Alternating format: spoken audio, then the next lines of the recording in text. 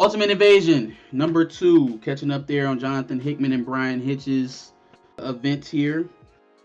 Number 2, we're dealing with the immediate aftermath of The Maker. walking through that portal, the machine that he made to try and revive his Ultimate Universe that was destroyed, that only him and Miles Morales, I guess, remember. Right. They basically just kind of showing us all of the things that didn't happen because now the Maker has the playbook. He has it all. I mean, everything from, making sure Loki sits the throne in Asgard. And some of these things he doesn't actually have to do himself. He's just making slight changes to make sure that the people who would oppose his ascension are no longer in place. The Bifrost is still destroyed. Fantastic Four still go to space. That solar storm still happens. They just don't get caught in it because someone delays their launch. Obadiah and Howard Stark are the leaders of the advancement that lead them to the Iron Man suit and all that stuff. Not Tony Stark. Tony Stark's kid just stays a bratty kid, right? Running, hoping he get a paycheck from Stark Industries one day. Not James Rhodes. Obadiah not Stane. James Rhodes. No, we're going with Obadiah. What is this guy's name? Stane. Obadiah Stane. Obadiah Stane. There we go. Mm-hmm. Something happened to Banner. I don't think. Oh no, he becomes Hulk. He does become Hulk. Mm-hmm. Still Hulk. No Steve Rogers. No guy frozen in the ice. So just kind of going through the Rolodex and kind of stopping people in their tracks. We're following Howard Stark, this universe's Iron Man, and I mean he's basically Tony. Is this what Howard Stark would have been if he had not been tragically murdered? Yeah, we would have actually gotten an Iron Man generations earlier than Tony.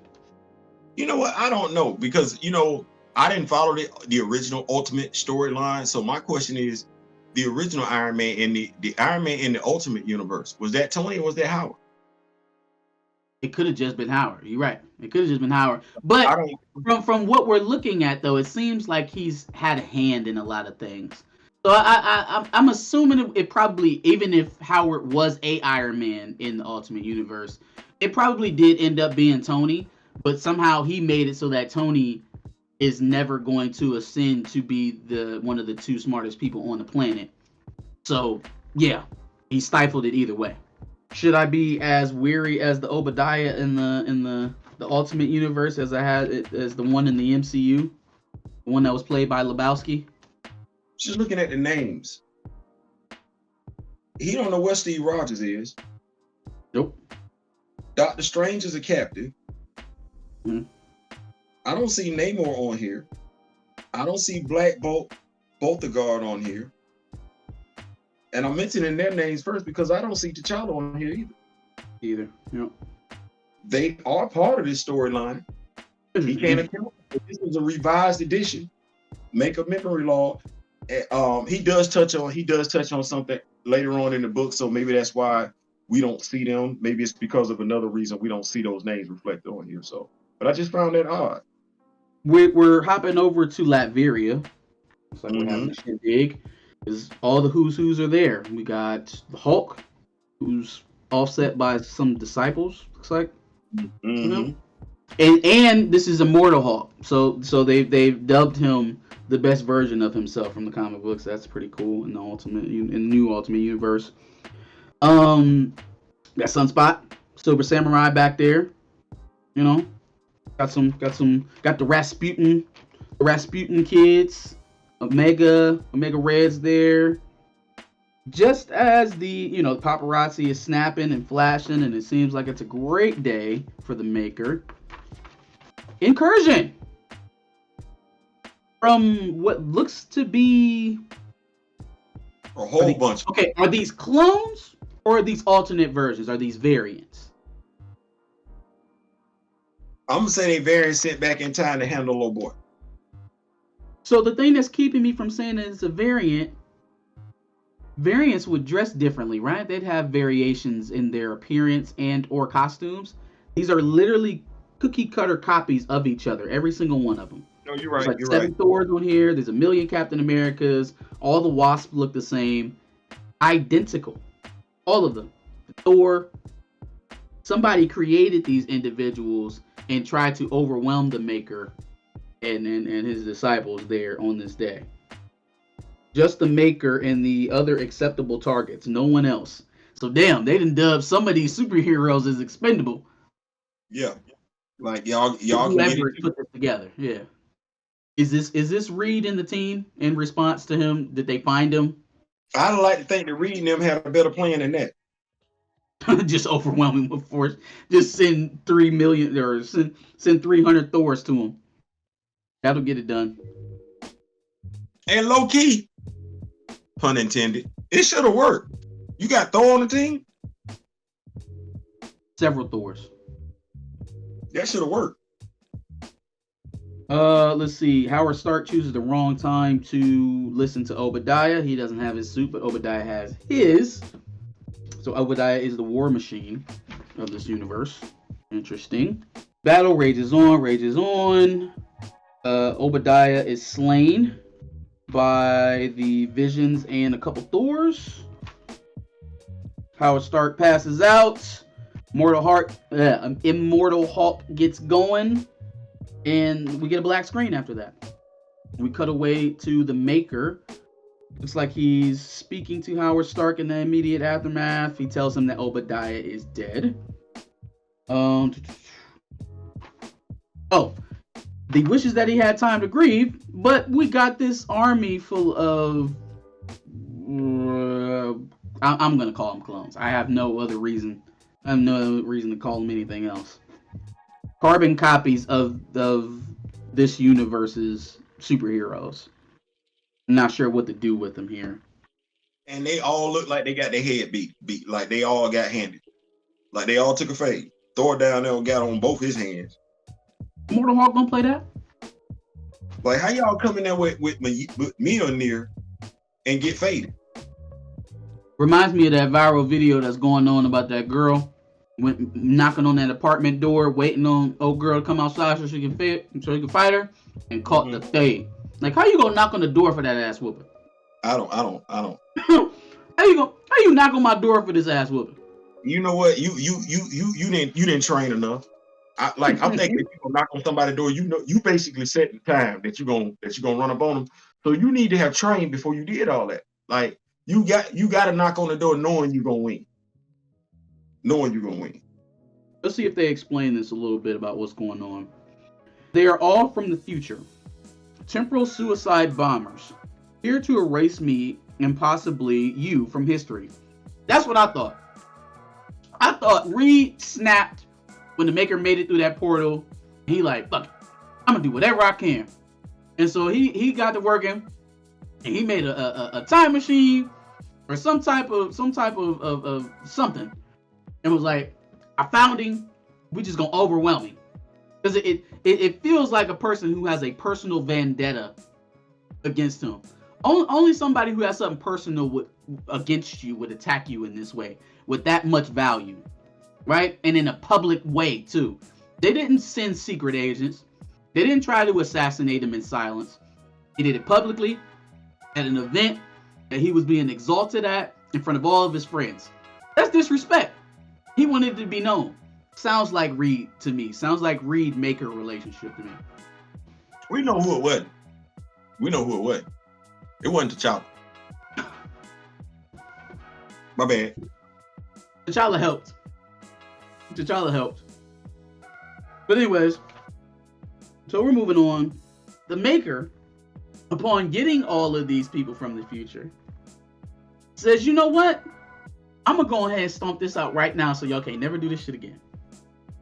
Runs his algorithms, runs his calculations, finds all the people in his universe who through their interactions, be it direct or indirect, will create these individuals, wipes them all out. Instantly, every single one of them disappears. They're doing a different type of fighting.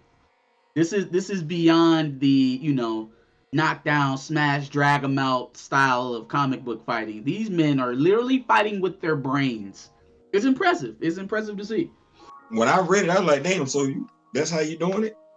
Like, it wasn't just that particular scene. It was the whole book to me. I ain't gonna lie. The whole book, the whole story. Because it's some parts in this book, I'm like, damn, that's what we do? Because you didn't look like that last time I saw you.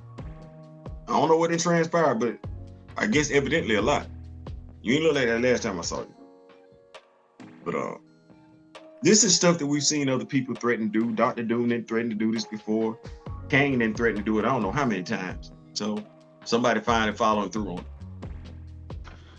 So the Maker walks Howard Stark to the back room, shows him his secret project. Turns out I have a time machine as well. Right? And the reason why you just seen what you've seen is because I've been temporally beefing with my op through time, and you haven't even known it. Howard Stark says, this is only the beginning. This is only the first one. No, it's the second. We did this last week, and he tore off half my head. And they tore off half my head. I've been walking around with this helmet with a quarter of my face missing all week. Man, it feels so good to be able to show someone. That is nuts. He literally just took his helmet off to show him that half his head was missing and put it back on. You wasn't that your right side of your face wasn't all that to begin with. Now it's just gone. And so apparently Howard did this to him. Mm-hmm. So Howard Stark from the future, I'm assuming. He said this the second time. Interesting. Oh, and he also believes that Howard Stark is the one who actually created the time machine. So he probably stole this joint from sometime in the future.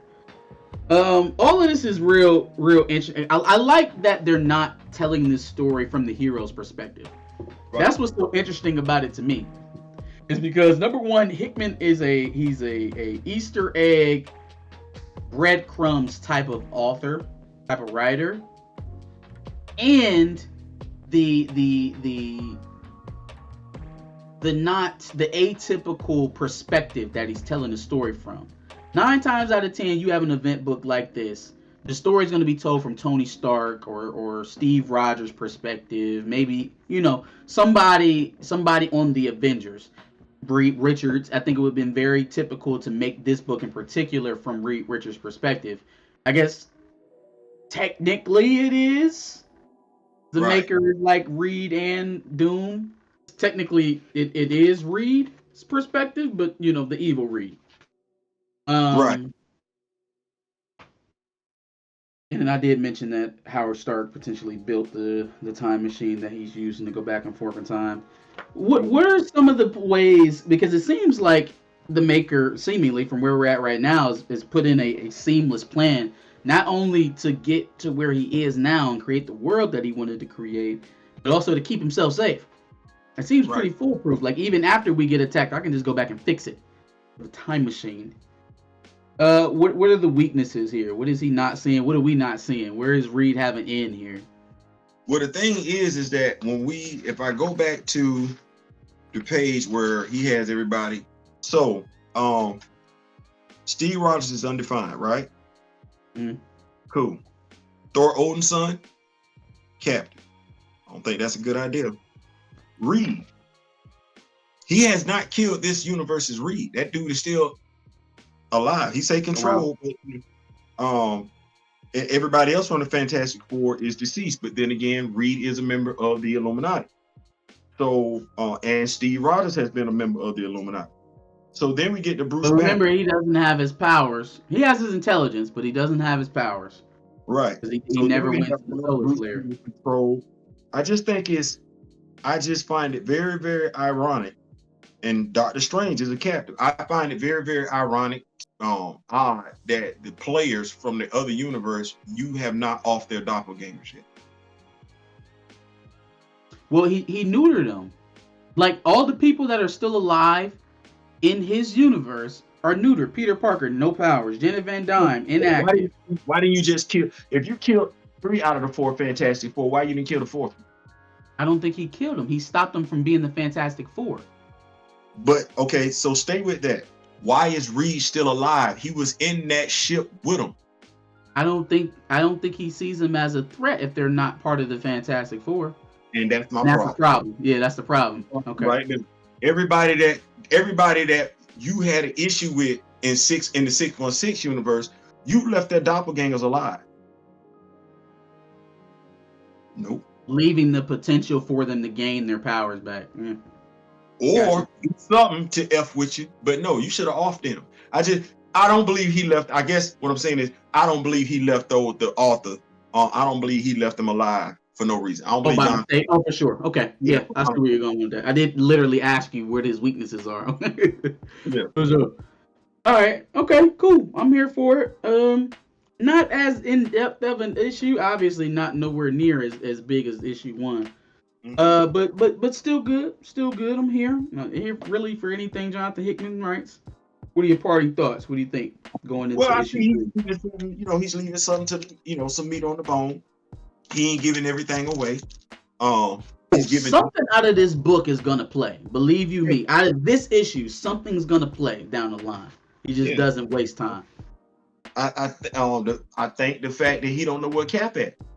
You don't know you can't account for that dude. And if it's one dude on the table you want to be low key able to account for, you want to know where Steve Rogers at now. Steve Rogers for sure.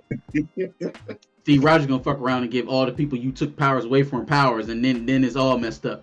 Is this not the dude that in X-Men? I'm gonna say in X. Is this not the dude that they used the resurrection protocols on? Like, no, we gotta bring him back. America? Yeah, for sure. Yeah, you gotta come back. Yeah, yeah. So yeah, something got to happen with that one. This one I've been waiting on. I can't wait till we get to the other book. So yeah, I'm done.